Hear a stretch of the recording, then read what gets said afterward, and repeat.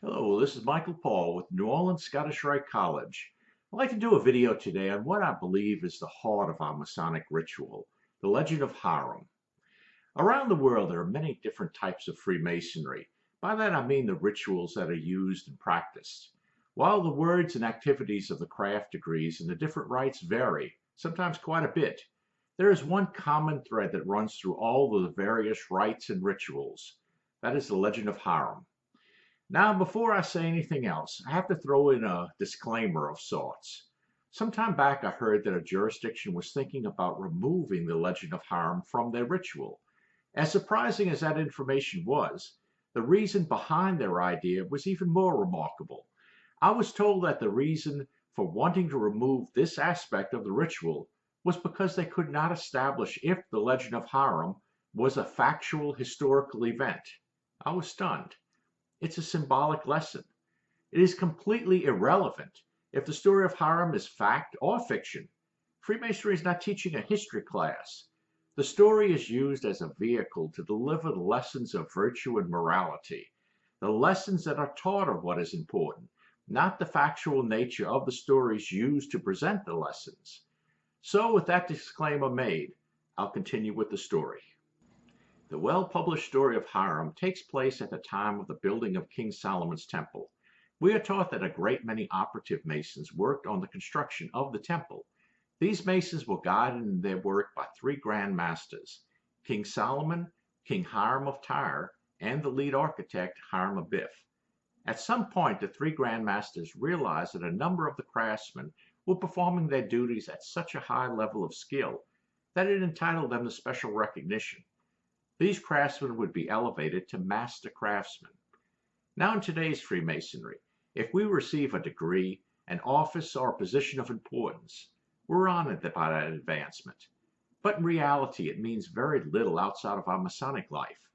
Our Freemasonry is speculative Freemasonry, and it's something that we do outside of our family life and chosen livelihood. This was not the same with the old operative Freemasons. Freemasonry was their livelihood.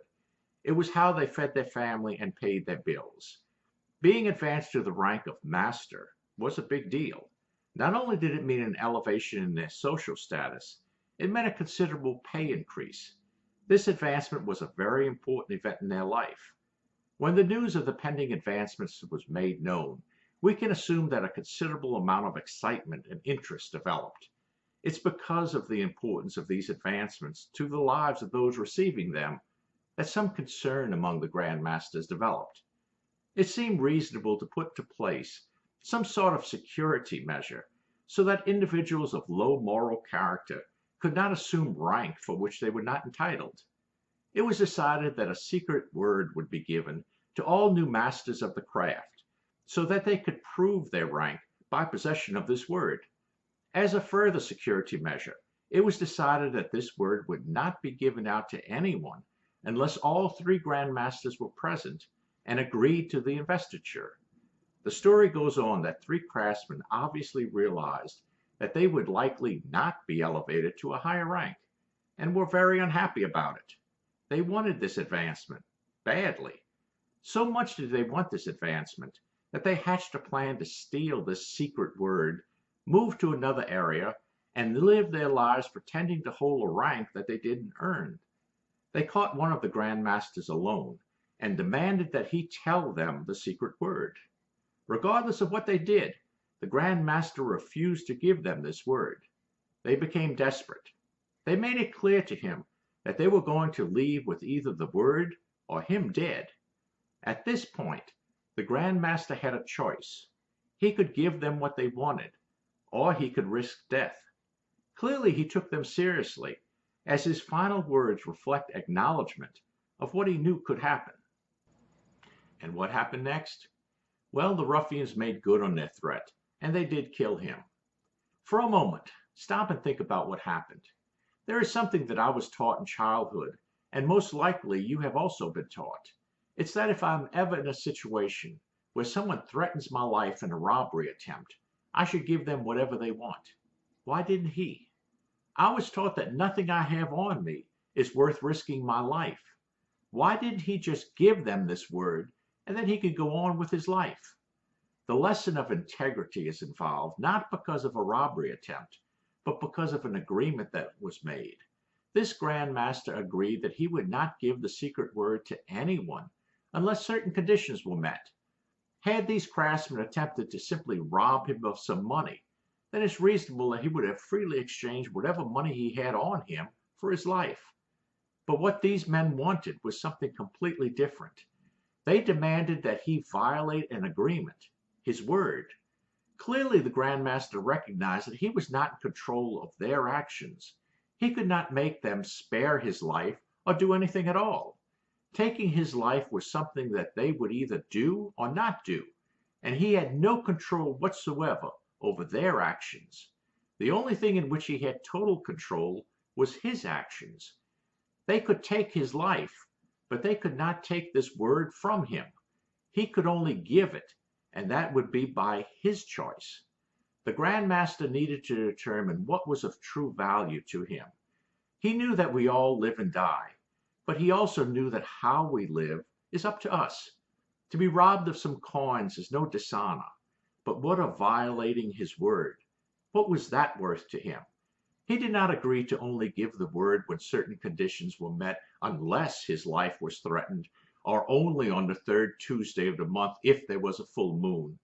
He agreed to not give it unless these conditions were met, period. If he gave the word to anyone and those conditions were not met, then he would be violating his word. It didn't matter if they offered him money, threatened him, or anything else. He would either keep his word or break it. In life, we can gain or lose material things. Because of the twists and turns in life, we can amass great wealth or lose everything we own. Many things can happen to us because we were either in the right place or the wrong place. But either we have integrity and honor, or we do not. We have it because it is our choice, and we lose it also by choice. Material things can be taken away from us, and we might have no choice in the matter, but not our integrity. We are the only ones who have the power to give away our integrity. The Grand Master knew that we all live and die. He also knew that all the magnificent structures that he helped create would mean nothing if his moral foundation was made of sand, void of integrity and honor. These men had the power to take his life, but they were powerless to make him live a life without integrity. This was the point of the story, to teach a life lesson of virtue and morality, not to simply provide a historical account. But we should not believe that the story ends there. The nature of symbolism is layered and often requires second and third looks to find deeper meanings. Just because we believe that we are acting with honor and integrity does not mean that this is actually the case. Let me give you an example. A story from New Orleans in the early 1800s comes to mind. There were two men who were standing outside the St. Louis Cathedral having a friendly conversation. The two men were facing each other. One of the men felt a bit uncomfortable in his position and moved just a bit to the left to reposition himself. When the man moved over, the other man winced in pain and looked shocked. In a sharp tone, he demanded that the man return to his original position. The man who moved had no idea what the other was talking about, but he didn't like the tone of his voice. What neither man considered or realized was that the man who moved was considerably taller than the other man. In the position he was standing, he, unknown to either man, was standing right in a place where he was blocking the sun. When he moved a bit over, the sunlight hit the shorter man right in the eyes, causing his painful reaction. Neither man was of a mind to explain himself or ask too many questions of the other. Hot tempers took over, and the friendly conversation was replaced by a very heated, nonsensical argument. And then it happened. One man exclaimed that his honor had become compromised, and integrity demanded satisfaction. He challenged the other man to a duel. It was fortunate that neither man died in the duel, but one of them was shot in the arm. For the rest of his life, he lived a life with a useless arm as a result of the injury suffered in that duel. And for what? Honor? Integrity? One man moved a bit and the other man had sun in his eyes. For that you shoot at each other? What these men mistook for honor and integrity was pride, arrogance, and vanity. These vices were disguised as, or mistaken for, virtues. There was no loss of honor in what happened, and integrity demanded nothing in the way of a duel. We must live our lives with honor and integrity, but we must know what is a virtue and what is a vice disguised as a virtue. It's not always as clear as we think.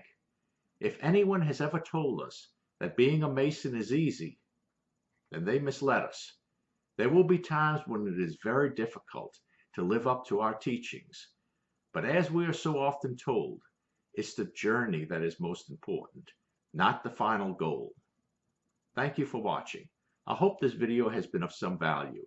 If you like the channel, please hit the like button and subscribe to us. See you next time.